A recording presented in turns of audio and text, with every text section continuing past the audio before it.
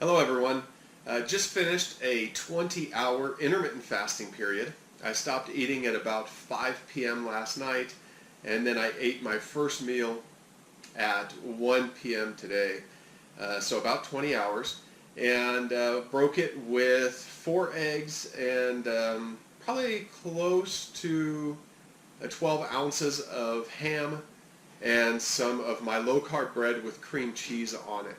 I'm eating a lot of ham right now because I thawed out a ham that I bought at Easter on clearance for about 89 cents a pound. So I got this huge ham for like $8. I trimmed it all up and put it in a bag, and now I got to eat it because it was already frozen, so I can't really freeze it again.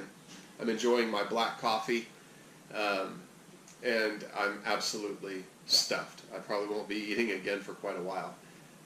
But Caesar asked me a question yesterday that I thought was a good question. A lot of people have hinted at in the past. People seem to continuously be interested in, and that's what types of drinks you can be using while you're intermittent fasting. I told him that it is best if you can stick with black coffee, tea, and water, but any no-calorie drink will suffice. It's a little bit more sophisticated than that. I absolutely have like a Coke Zero addiction, and I need to kick it because I know the stuff that's in it isn't good for me, and I do fasting and stuff to get rid of toxins, and then I'm just pouring them back in with diet sodas. But I've been drinking diet and regular sodas since I was a little kid, and it's just an addiction. It's something that I enjoy, and because I can convince myself that, well, it's no calories, I can go ahead and drink it. I let myself slip more often than I should. And when I find it on sale or I put it in the house, it's even worse. So really, I need to just not keep it in the house, because then it's easier for me to stick to tea and coffee and water.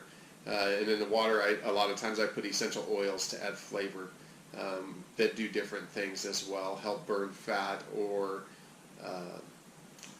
clean out your body of toxins in addition to adding flavor to the water. You cannot gain weight if you're just drinking zero-calorie drinks. Now, diet sodas, anything with artificial sweeteners, I believe that it can trick your body into a little bit of insulin production.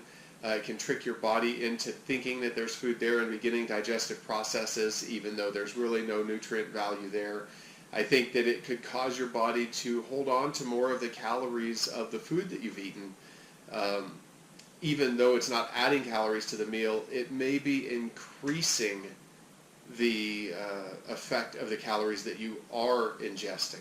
So I don't think diet sodas are good for you, and I'm never going to recommend them to people, but you can get away with drinking them without gaining weight. I say that during your intermittent fasting period, water, tea, plain tea, and black coffee are the best things to be taking. You can drink as much of those as you want. They're not going to make you gain weight. They're not going to stall your fast. They're not going to stall any weight loss that you have going.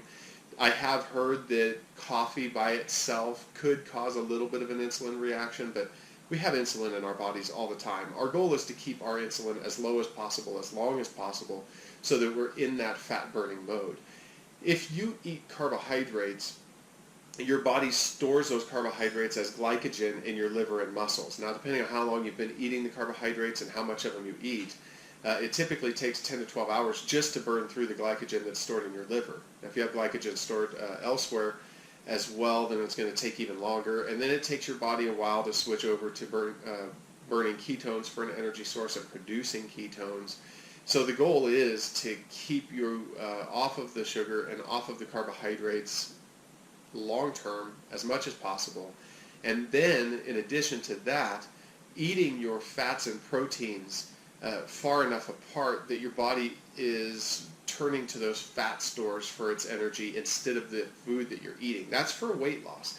Now, if you're just in a maintenance mode, you can get away with eating food a lot more often and a lot more food, because you're not trying to access the fat stores that you have. You're trying just not to store any extra. And as long as you're eating mostly protein and fat, that shouldn't be near as much of a problem as when you're ingesting the empty calories of carbohydrates that just burn right away while your body socks away the fat as fat. if you're eating mostly fat, moderate amounts of protein, your body's going to use what it needs. You're going to have increased energy, and then it's going to expel what it doesn't need. If you're eating too much protein, like if you're eating hundreds of grams of protein a day because you're eating lean meats instead of fatty meats and added fat to the meat, then you're going to store, your body's going to go into gluconeogenesis, and it's going to produce sugar from the protein, so you can have the same type of effect. So the big idea here when you're having drinks is to keep the sugar out of them and keep them as low or 0 calorie as possible during your fasting periods, so that your body is using your fat as its energy source. And not just your fat, but old broken down cells. That way your body is renewed during your fasting period as well, because that's one of the major benefits of fasting. If you go around online, you're going to find a lot of people that don't even need to lose weight, never had a weight problem. They're still fasting. They're still eating an intermittent fasting diet. They're still doing 1 meal a day. And the reason that they're doing that are for total health benefits, right? They have mental clarity. They have rejuvenation. They have possible cancer preventative effects. They are controlling their seizures and other autoimmune disorders with that fasting protocol. And they're doing so because fasting generates ketones. Ketones are a cleaner energy source. There are some of your cells who increase their number of mitochondria, and so they're able to utilize that energy source even better when you're fasting and when you're in a ketogenic state.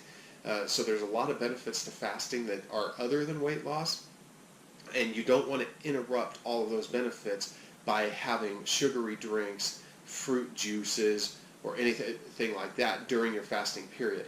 Some people say that you can take bone broth. Some people say that you can take keto coffee or bulletproof coffee during your intermittent fasting periods. And what I'm going to say is that's not truly an intermittent fast, but it is a fasting mimicking diet because it's all fat that you're ingesting. Now, obviously in the bone broth there's a little bit of protein, but mostly with the keto coffee and the bulletproof coffee anyway, it's all fat that you're ingesting, and so it's going to have the lowest insulin response, and it's not going to trigger the pathways that proteins can trigger to shut down some of those fasting benefits. So if you have to choose between bone broth and keto coffee, I would say that you probably want to stick with a keto coffee that's all fat and not protein, maybe some coconut oil in there, maybe some ghee in there. Try to keep the protein as low as possible because you don't want to shut off those pathways that are giving you some of your fasting benefits.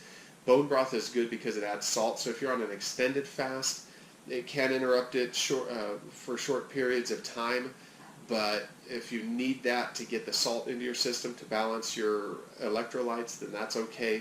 But really, the ideal situation is that you drink water, green or black tea without any sweeteners in it, and black coffee.